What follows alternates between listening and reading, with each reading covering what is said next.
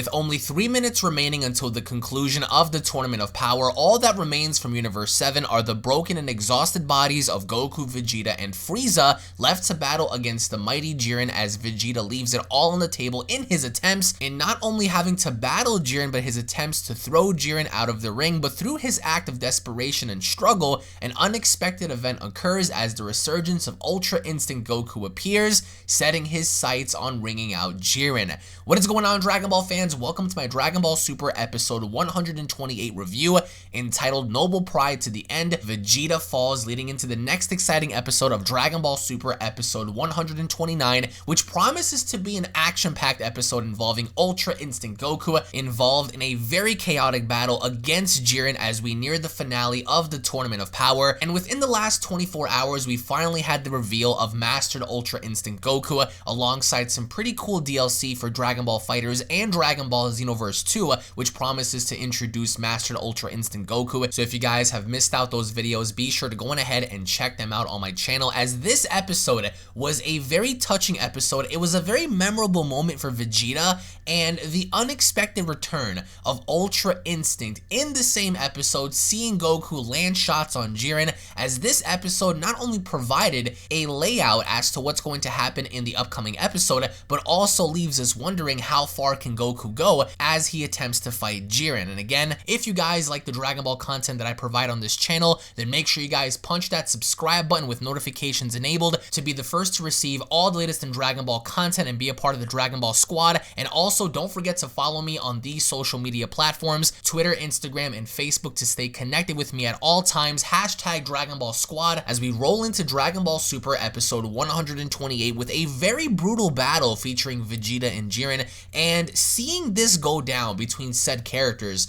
reminded me so much of the struggle that Vegeta once had against Kid Buu, because despite whatever it was Vegeta did in this episode, it proved to be very ineffective against Jiren, because the whole time Vegeta was trying in his attempts to stopping him, Jiren just stood there basically with his guard down, openly challenging Vegeta and mocking him in his attempts to break Vegeta, not just on the outside and breaking his body, but also breaking his spirit as well. As we kick off Dragon Ball Super episode 128 exactly where we left off, with both Goku on the ground and Vegeta having to breathe heavily, as Jiren even acknowledges 17's mistake in saying that it was very stupid for him to sacrifice himself for others, and saying no matter how many weak people you gather, they will always be helpless against overwhelming power. And Vegeta at that given point begins to get very angry, but he can't even turn into a Super Saiyan, as Jiren goes on to state, "Oh, you can't even do your special transformation, how sad." And Vegeta begins to get very irate in attacking Jiren, and every single time he attempts to attack him,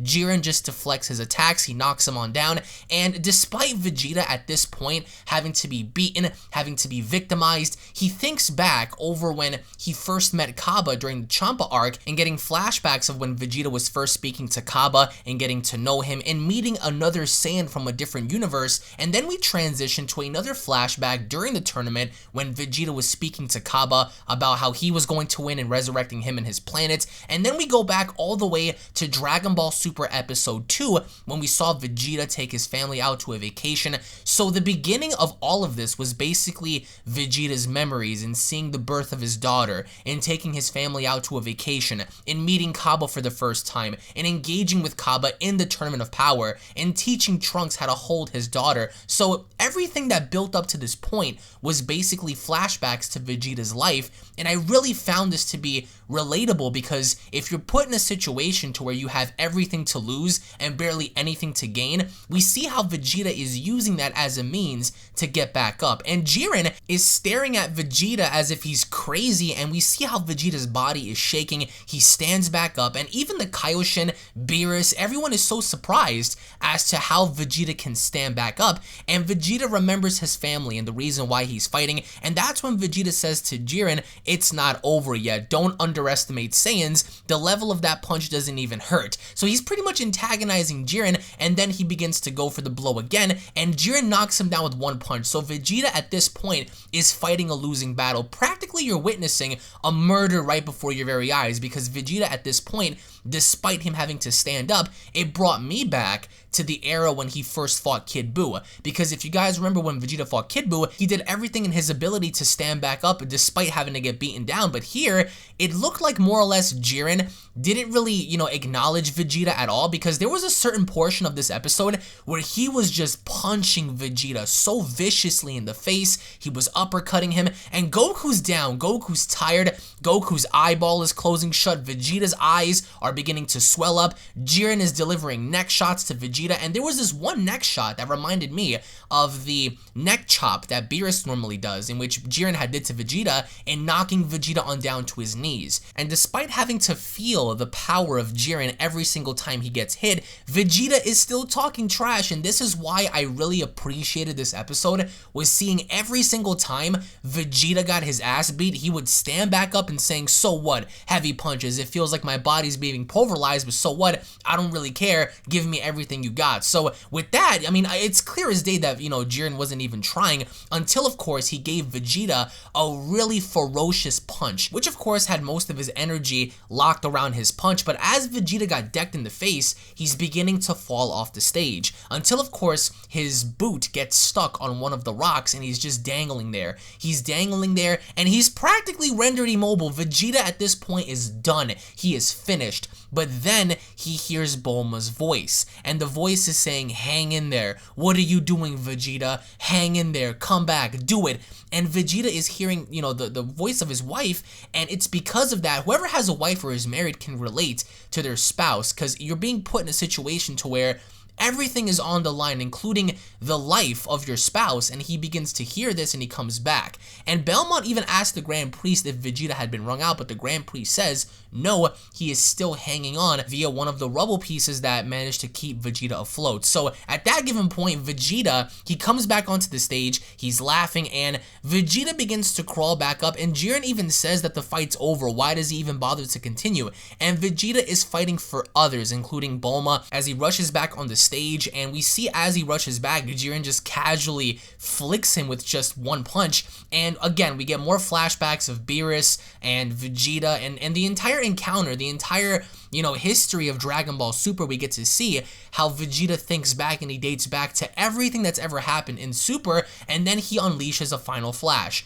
And Jiren is so one-dimensional in the opening of this, entire episode, because, we see how he's just standing there. He's standing there even though Jiren doesn't really need to do anything at all. He's trying to process Vegeta and understanding as to what he's fighting for and why he continues this. And, as Vegeta throws one of the punches, Jiren grabs it and then decks him right back in the face. So I can't tell you how many times we must have witnessed Vegeta get punched in the face, because he got punched in the face so many times that by the very end, as Vegeta is falling out of the tournament, what really got me was we see Vegeta begin to shed tears. He sheds tears, and because he realizes that it's over. And because of this, he gives Goku whatever energy he has remaining. And what really got to me was Vegeta is someone that has always resented Goku in Dragon Ball Z and always wanted to keep up with him, and realizing, this brought me back to the Kid Buu story, realizing that he had nothing left, he gave Goku whatever energy he had in order for Goku to stop Jiren. So what I really did appreciate was how finally, after everything Vegeta had been through, he gives Goku some energy, and he instantly comes back onto the bleachers. Gohan quickly caters to him, he grabs Vegeta, and Krillin actually gives him a sensu bean, which, we saw Vegeta come back up, and everyone is proud of Vegeta. Literally everybody that's there, Muten, Roshi, Kuririn, Gohan, everyone is proud of how far Vegeta had come, and seeing him give off the last of his energy to Goku, really meant a lot to a lot of people. Even Beerus acknowledged him, and even Whis, in saying great job. So Vegeta is looking around. Obviously he's very arrogant, he doesn't want to acknowledge what he did, but then we see how Jiren thinks that trust is pretty much a load of crap, because he doesn't really care about trust. He has no belief in trust. He's very cold and calculating in saying that strength is everything. That is all that there ever is and all that there ever will be. And then Goku at that given point says, I'm gonna show you what trust really is. So then finally we get to see Goku tap back into Super Saiyan Blue, and then we get to see Super Saiyan Blue Goku versus Jiren. for the 1100th time. Now, the only difference here is Goku looked like early on in the beginning, he was doing okay because he was able to read up on Jiren's movements a little bit, because every single time Jiren threw a punch, Goku was able to counter. So you get to see the evolutionary process of Goku as he's continuously fighting Jiren. So he begins to use the instant transmission, but then as he teleports behind Jiren, he catches this nasty elbow to the gut.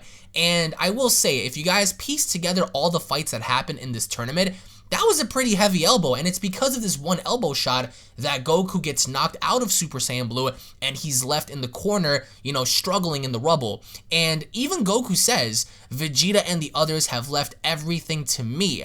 I can't lose now. I can't afford to lose, because he is the only hope that anyone ever has for them to win, and he's struggling to get up, and he notices the fact that, okay, it's do or die. I can't beat this guy in Super Saiyan Blue, and I love the tension, but I did not like how Jiren is so one-dimensional. He's just standing around. If this was logical in any sense, Jiren would have capitalized in wringing this man out the minute he saw the opportunity, but instead, he kept him around. And as Goku stands back up, he's groggy, he's struggling, his body is shaking, and he realizes then that it's all up to him and he has no other means but to really go all out in attempts to stopping Jiren because of everything he's done. And similar to Vegeta, as Goku is standing back up, he charges Jiren in his base form, and to no avail. Jiren is doing like these Russian leg sweeps, he's punching him, everything that you can think of is happening with Goku and Jiren, but the only difference is Goku is taking these shots and, you know, he's surviving for the most part until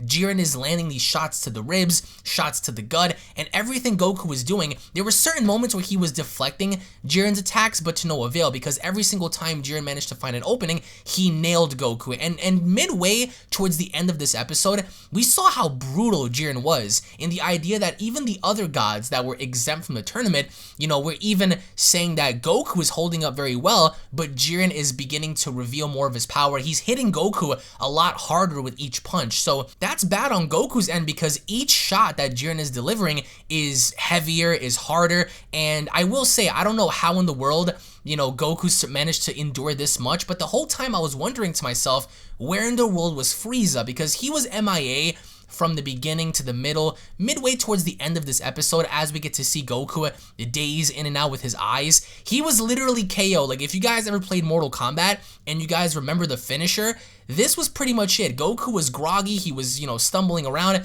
and Jiren decked Goku in the face. Then he decked him again, and then he decked him again. And as he kept decking Goku in the face, we see how Goku's feet are continuously sliding towards the edge of the ring. And Jiren promises at that point that he was gonna end it, and just before Jiren ends the fight, everyone is shocked, everyone is screaming, and then we see the resurgence, we see the reintroduction of Ultra Instinct. It was right before Jiren actually managed to land the punch that Goku is thinking about 17. He's thinking about Muten Roshi. He's thinking about everybody in the tournament, Piccolo, his son, Gohan, 18. He even thinks about Frieza. He thinks about everybody and everything and the reason why he's fighting. He thinks about Vegeta's tears and his sacrifice, and at that given point, based on the immense punishment, based on his emotion, we see how automatically Goku taps back into Ultra Instinct and he evades Jiren's punch. And Jiren is shocked out of his mind, because towards the end, Goku turns around, and then finally, at long last, Goku opens up his eyes and he taps back into Ultra Instinct. And Jiren at that point is very surprised in saying, there it is. And then towards the end, Jiren is beginning to swing at Goku, but he can't seem to land a single punch. Goku manages to land the punch, and it's because of that punch in which results in Jiren getting hurt. And when was the last time anybody ever saw Jiren legitimately get the spit knocked out of him? And that's exactly what happened. Goku delivered one single shot, one single punch to the stomach, and that was enough to knock Jiren on down, because Jiren was beginning to cough spit, and everyone was happy because now we see the resurgence of Ultra Instinct, and he's beginning to stare down at Jiren because of his emotions. And again, this is kind of weird because we don't really know as to what they're going to do in terms of placement, how they're going to execute Jiren using his full power. And as Goku taps back into Migate no Gokui, everybody is beginning to take notice and saying that, okay, it's all down to this, but Jiren can't seem to land a punch on Goku, and the only person that seems to be smiling in the distance was Vegeta. And I loved how towards the end of this episode, Beerus cracks his knuckles. He cracks his knuckles and he goes, okay, now it's time for the real fight. And Belmont begins to panic. You know, Belmont's Kaioshin is also a bit worried and saying, how did he do that? So Goku, from what it looks like, he used his emotion alongside the beating that he received to tap back into UI, which is kind of weird because there was no definite confirmation as to how strong Jiren's punches were that made Goku go back into this. But even as the other gods were talking about this, they discussed how there was a change in Goku, and even the Omni King stood back up and saying, yes, this is it, the final fight, in which goes into the ending as we see them both stare off with rocks flying all around them as we have the conclusion and the beginning of the end. But in the end, I would like to know what you guys have to say down in the comment section below. What are your overall thoughts on seeing Ultra Instinct be reintroduced in the show? What are your overall thoughts on the way Goku was handling Jiren in the episode? And what are your overall thoughts as to what's to be expected, especially within the last 48 hours? We finally had the official reveal of Mastered Ultra Instinct Goku, as you guys can go on ahead and find those videos on my channel and having to be notified as to what this Mastered Ultra Instinct Goku is. And what are your overall thoughts as to Vegeta's performance in this episode? I really did enjoy his tenacity and seeing what he was able to provide in this episode as a singular fighter with his back up against a wall. Did you guys like this episode? Did you guys hate this episode? Let me know your thoughts down below. Thank you all so much for watching. If you guys are new to this channel, don't forget to punch that subscribe button with all notifications enabled to be the first to be notified whenever a brand new video is posted onto your desktops and mobile devices. Tune back in for more. If you guys enjoyed, slap a like down below. Stay tuned for the breakdown and the predictions video, as we are going to go more in depth as to what's going to be happening in the upcoming Dragon Ball episode,